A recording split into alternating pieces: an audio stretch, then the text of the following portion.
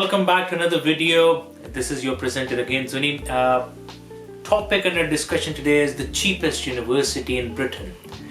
What we guys need to understand is that the term itself, the cheapest university or the cheapest college within Britain, there's actually not a such thing. So you might be able to get a course which is cheaper in terms of on paper it looks the cheapest, but you might be in a city where you're going to end up spending 3 times more money.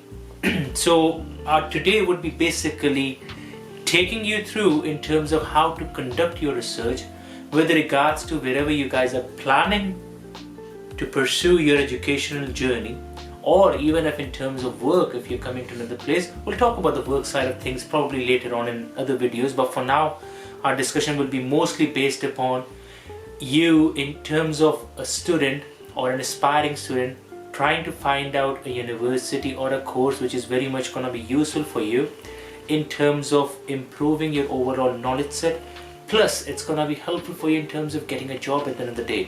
So we also going to talk about the different categories of students. So yes, there will be one category of students who are only here for the sake of education and just to get some experience, which is going to be very different to people who are getting educated for the sake of employment. Or they're going to be a third set of individuals who just want to use this particular way of getting entry into the country. So there is different ways and different purposes of students. So I'm mostly going to concentrate on the first two categories, who are genuinely legally aspiring students who want to gain education from the British system and wants to do something with their life. Now, if we were to talk about my region, so I'm based in Newcastle upon Tyne, which is in the bigger region of Tyne and Wear. We've got 4 major universities or mainstream universities within this area. So within the city of Newcastle, we've got 2, Newcastle University and Northumbria University. Then if you go further ahead, we've got a city of Sunderland, and within the city of Sunderland, you've got Sunderland University. Keep on moving downwards, down south, you get Durham University, and you've got Teesside Uni, which is based in Middlesbrough, which covers all the Teesside as well. Now, all 4 universities are decent universities, but depending upon the type of course you're doing or the place you're in, if you were to talk about the niche market, Durham is one of the prestigious or the most prestigious university which you can find. So if we were to begin with talking about Durham University, that's one of the most prestigious universities which is based in Tyne and Wear. But depending upon the quality that you will be getting also depends upon the amount of money you will be spending. So Durham is one of the most expensive universities around as well, especially in terms of talking for international students, because the national students pay the same amount of money even if you were to go to Durham or if you were to go to Newcastle, Northumbria or Sunderland. But international students, sad to say, have to pay the price for wherever they are going to. So Durham, then comes Newcastle in terms of money, and then comes Northumbria and then Sunderland. And if you were to talk about roughly the figures, Durham is generally based around about 18 to 20k. Newcastle University is about 15 to 18k. Northumbria is about 12 to 15, and Sunderland happens to be between the range of 10 to 12. So that's an overall average, plus minus 10% for a master's qualification or a bachelor's, which is about $1 grand or $2 grand cheaper. But that is the range. But then, and at the same time, I forgot about Teesside. So Teesside is again within the range of 10 to 12. But the most important thing is what people need to have, or people need to make a decision on, is that that's the money that's going to go to the university. Then there's a big chunk of money which is going to go in terms of your accommodation. Now, some people want to live in student accommodation, you pay the price accordingly. But a lot of people who are on a budget aim to live in private accommodation, so they generally share with other people, and that's where you end up saving a bit of money. Now, if you were to do something similar, let's say for a university which is down south, I always give an example of London because that's a city that you can make a lot of comparison to. That even though you're able to find a cheaper course in London, which is very much doable, fair enough on people who want to live in a big city, yes, you can live there, but living at the same time becomes very, very expensive. So if you do get into a university like University College London or Imperial College of London, fair enough, good on you. But if that's not the case, and you're gonna just go into just another university which happens to be based in London, I'll rather have you go to a city where you can explore more of a culture of the city, plus at the same time save some money.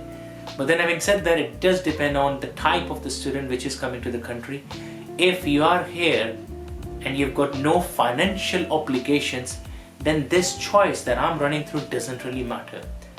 If you are someone who only wants to aim in terms of a highest form of ranking in terms of university, and that's your major motive, then within Tynervale will look for Durham Uni, but you pay the price for it at the same time as well. Or it is quite easy to do your research in terms of what is the most prestigious university around. In Britain, we've got Oxford and Cambridge. So these are the toppest of the university, but getting into them is difficult as well. And then comes the second set of students who want to pursue a career, who want to take in the international experience of education, but at the same time, they're limited in terms of finances as well. Which is where universities like Teesside are handy, Sunderland is handy.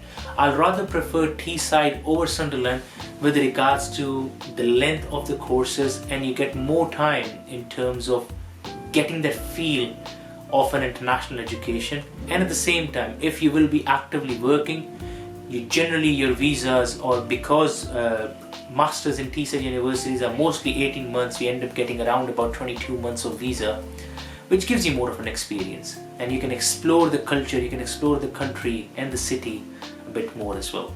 Now guys, I do want to talk about the difference in terms of education system within Britain. Now Britain is made up of 4 different countries, and that's a huge confusion. A lot of people don't even know what Britain is all about, so they just think, some of us think that England is Britain, but that is not the case. I mean, I would like to give the example of my grandma, who still thinks like I'm still based in London, which is definitely not the case. I've never actively lived in London even.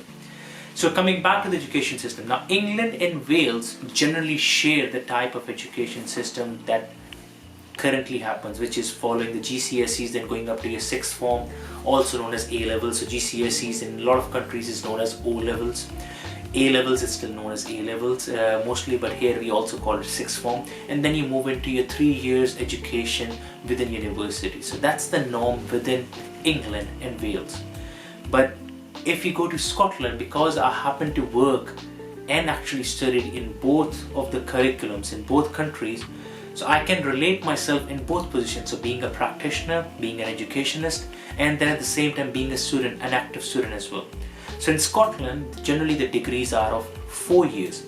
Scotland is very much based upon, if you are coming from a South Asian background, it follows a similar principle where you spend 12 years of education within your schools, and then you got your 4 years of degree to get your honours or bachelor's. And then you got another year in terms of doing your masters. In some cases, you may have to spend 2 years in masters.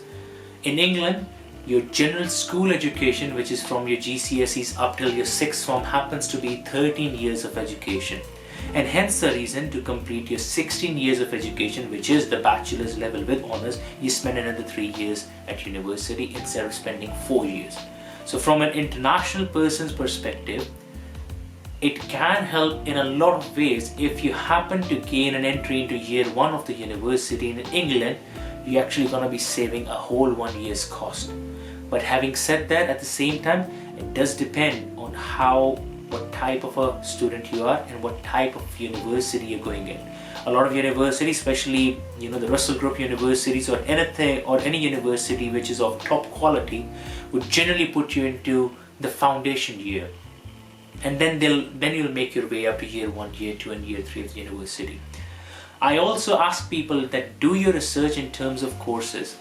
So again, it comes back to the type of the student. If you are a student who wants to do something with your education, who wants to apply your education in terms of a job market, then always pick up a skill-based course. Do not just go in and study a course for the sake of studying a course. Don't waste your money if it's your money. Don't waste your parents' money if that's your parents' money. Make your money worth it. Research what's commonly goes around within Britain. What are the easier areas of hunting a job? Where can you easily find a job? For example, being a pharmacist in this country, you can get a job in a flash of a second, because we need pharmacists here. But then at the same time, if someone is coming to the country and doing, let's say, a marketing based course from a mediocre based university and then living in a medium city, you're not helping the cause. There you will struggle in terms of finding a job. You will struggle in terms of even going back and showing the credibility of the course that you have achieved. So always try to, I keep on saying it to people, whoever I get in touch with, and even to my students as well, because I'm actively working in education, that your course should be dependent upon some sort of a skill. Alright guys, I hope you enjoyed the second video, and I hope it was a bit beneficial for you in terms of understanding the overall education sector within Britain and what you can do in terms of choosing a better course. I really appreciate the amount of support we have got with our first video. I would really like to thank you for your support and appreciation that we have received. A lot of good comments have come forward, a lot of positive attitude has come forward. There's a lot of positive energy going on. The whole purpose of doing this is to help people around the globe. So keep watching us, keep supporting us. Please keep subscribing to our channel. Please press the bell icon so that you keep on getting the updates. And yeah, keep loving us.